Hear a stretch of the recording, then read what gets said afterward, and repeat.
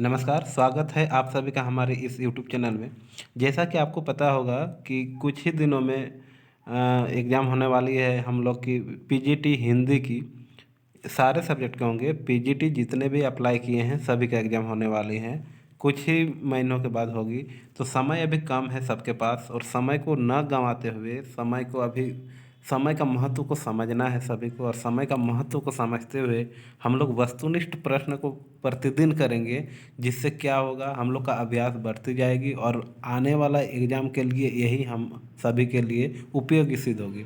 तो आज हम लोग ज़्यादा बातें न करते हुए हम लोग बात करेंगे अयोध्या कांड और उत्तरकांड की, जो कि पीजीटी हिंदी के सिलेबस में है, जिसमें से तुलसीदास की रचना है रामचरितमानस।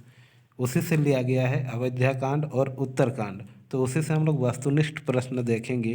पहला क्वेश्चन है, आप देख सक रहे हैं कि अयोध्या कांड में सबसे प्रथम चरित्र निम्नलिखित में से किसका है। तो इसका उत्तर हो जाएगा भरत का। उसके बाद अगला क्वेश्चन है, अयोध्या कांड पद में भरत का त्याग किसके त्याग से कम नहीं माना गया है। तो इसका उत्तर हो जाएगा लक्ष्मण का।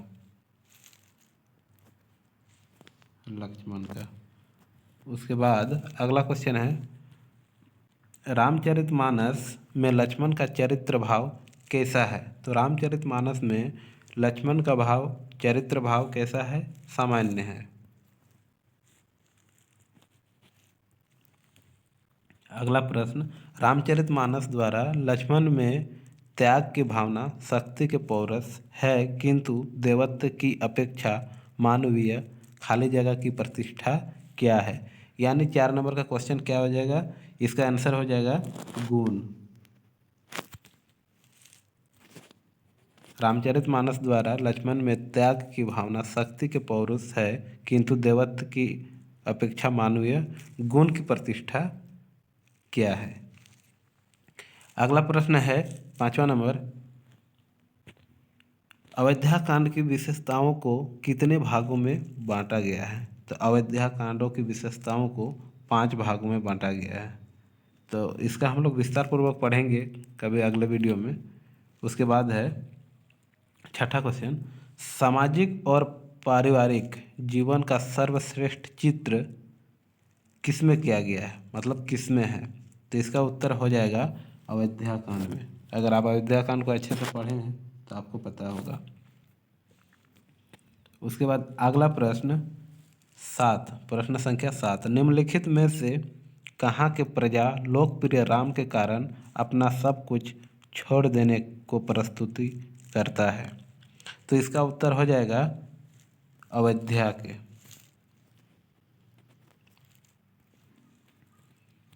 अगला प्रश्न, प्रश्न संख्या 8, निम्नलिखित कथन पर विचार करें। कथन 1, कथन नंबर 1, राम सभी ब्राह्मणों एवं विद्वानों का आदर करते थे, जबकि सीता कष्ट सहन नहीं करती।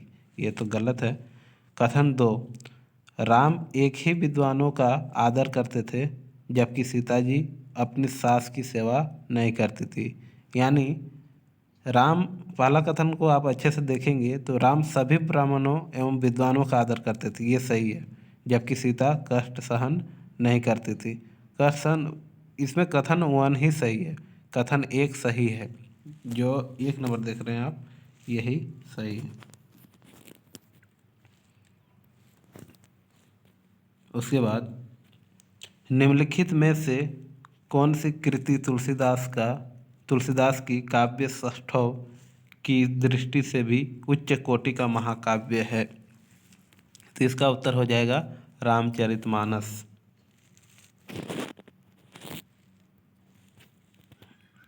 अगला प्रश्न, तुलसीदास किस धारा के कवि थे। ये तो आप सभी को पता होगा, तुलसीदास जो थे निर्गुण धारा के कवि थे।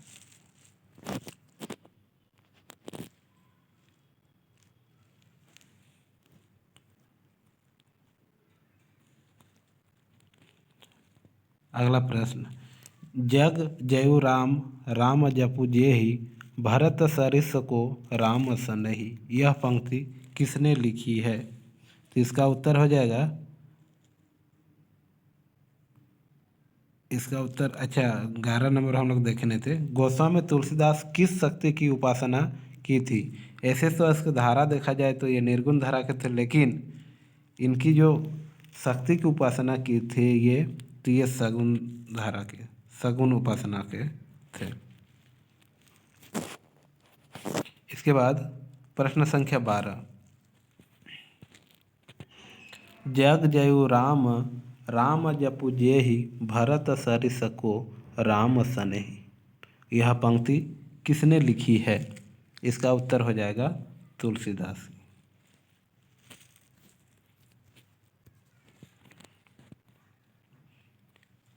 प्रश्न संख्या 13, तुलसीदास ने किस प्रसंग में राम भरत मिलन के अवसर पर ज्ञान और भक्ति का मिलन कराया है? प्रश्न संख्या 13 का उत्तर हो जाएगा ऑप्शन नंबर ए, यानी चित्रकूट। किसके चरित्र में आत्मग्लानि का भाव उनकी महानता का बोध कराता है? प्रश्न संख्या 14 आप देख रहे हैं, इसका उत्तर हो जाएगा भरत।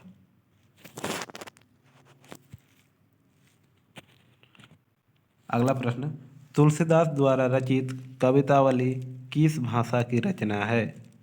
तो ये जो उसमें भाषा थी कवितावली में, ब्रज भाषा।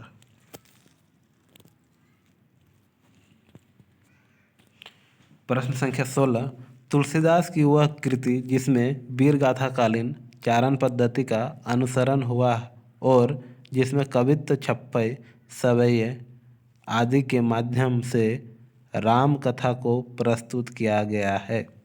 तो इसका उत्तर हो जाएगा कवितावली। अगला प्रश्न, तुलसीदास कृत कवितावली के आधार पर किसकी आग बड़वाग्नि से भी बड़ी है? प्रश्न संख्या 17 का उत्तर हो जाएगा पेट की आग। पेट की जो आग होती है वो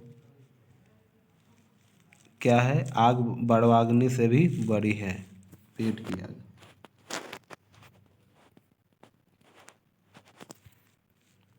अगला प्रश्न, प्रश्न संख्या 18, तुलसीदास की वह कौन सी कृति है जिसकी रचना उन्होंने अपनी बीमारी से मुक्ति पाने के लिए की है?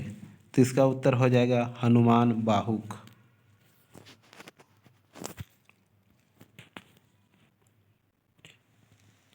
सेकेंड लास्ट क्वेश्चन, इसके बाद और एक क्वेश्चन है प्रश्न संख्या 20।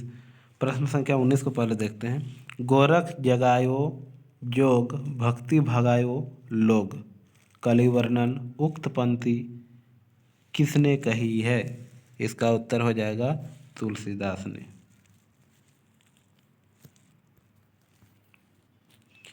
अंतिम प्रश्न आज का, कवितावली का काव्य शिल्प किस प्रकार है?